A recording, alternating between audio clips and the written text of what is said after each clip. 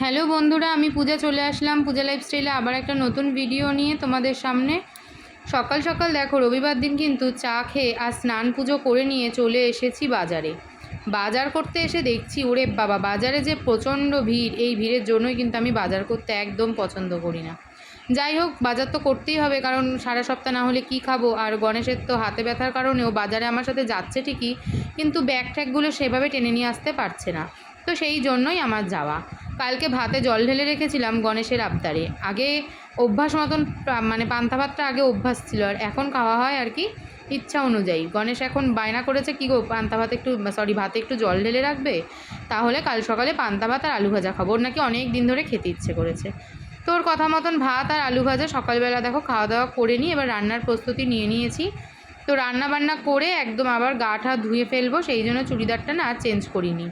রান্নার সমস্ত কিছু গুছিয়ে গাছিয়ে নিয়ে রান্নাটা বসিয়ে দিলাম। মোরলা মাছের চচ্চড়ি, যেটা বাটি চচ্চড়ি বলতে পারো, কারণ কাঁচা মাছই সমস্ত সবজির সাথে মেখে এটা খেতে এত দারুণ হয়, মনে হয় এটা দিয়ে এক থালা ভাত খাওয়া হয়ে যাবে। সাথে ছিল লাল শাক ভাজা আর ইলিশ মাছ সর্ষে দিয়ে। ভেবেছিলাম বেগুন দেবো না, কিন্তু গণেশ বলল একটু বেগুন দিয়ে করো, খেতে ভালো লাগবে।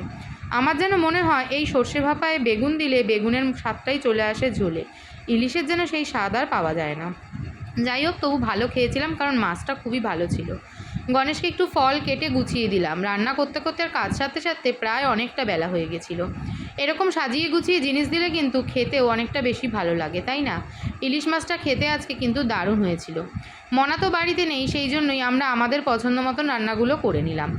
বেলা প্রায় অনেকটাই হয়ে গেছে, গণেশকে আবার টাইমে ওষুধ দিতে হয়, তাই একদম খাওয়া দাওয়া সেরে নিয়ে তারপরে গেলাম ফ্রেশ হতে।